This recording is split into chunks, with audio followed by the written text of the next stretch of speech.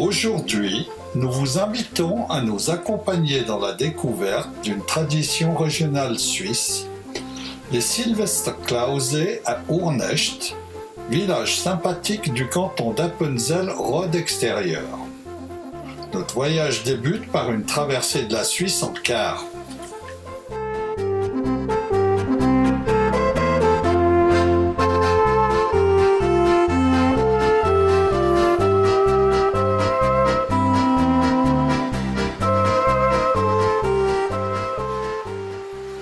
En cours de route, nous faisons une halte à Winterthur pour découvrir le Technorama, unique centre scientifique de Suisse. Cette exposition propose 500 dispositifs démontrant et permettant d'expérimenter des phénomènes naturels ou physiques.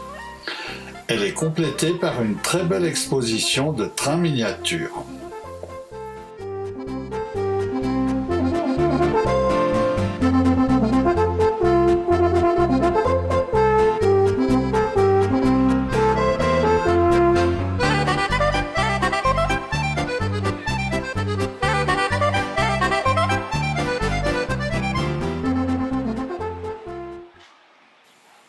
Le lendemain, en début de matinée, nous découvrons la très belle ville de Saint-Gall et sa magnifique cathédrale.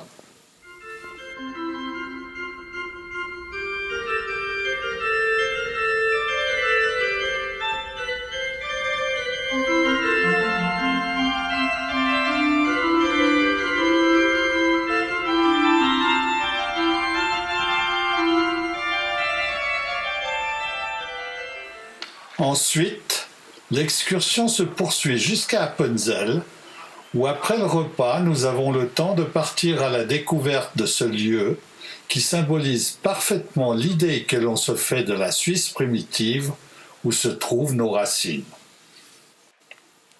Au détour d'une rue, nous découvrons une animation tout à fait originale et intelligente.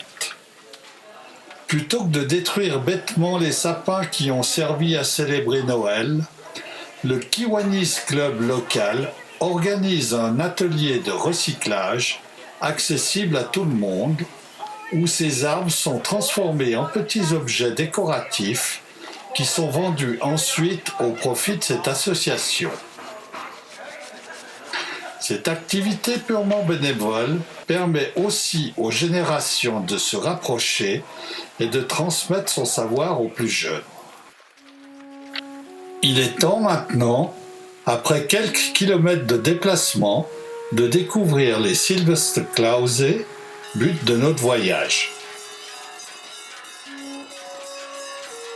Lorsque le pape Grégoire XIII réforma le calendrier julien, les protestants appenzellois de Rhodes-Extérieur refusèrent tout bonnement qu'un pape leur dicte la date de leur fête.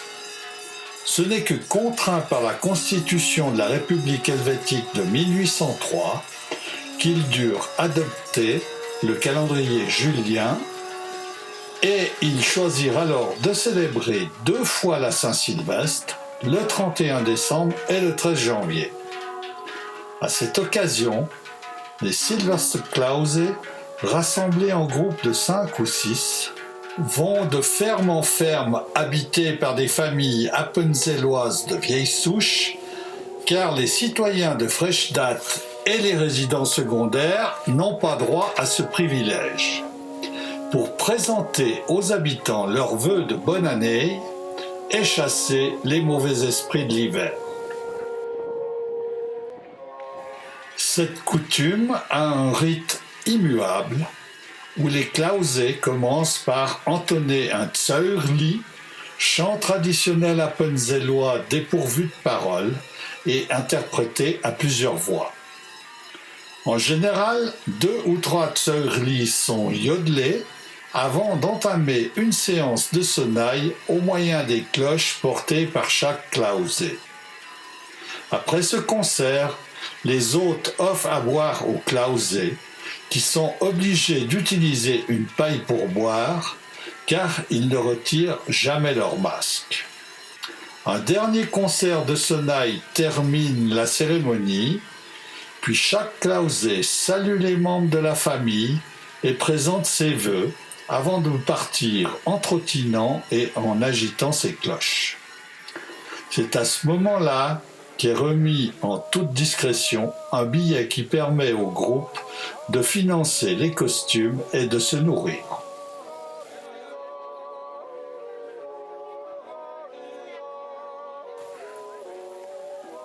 Comme vous pouvez le constater, il y a plusieurs types de costumes. Tout d'abord, il y a les schöne, les beaux, dont le costume est richement décoré. Dans cette catégorie, on distingue les Mannwölcher, les hommes, portant 2 grosses cloches et un chapeau plat orné de représentations de la vie rurale, et les Weiber, les femmes, équipées de harnais avec des grelots et qui portent une coiffe tout aussi imposante que les hommes, mais qui se porte verticalement. En fait, derrière ces déguisements, il n'y a que des hommes, car il faut savoir que rien que le chapeau pèse plus de 15 kilos.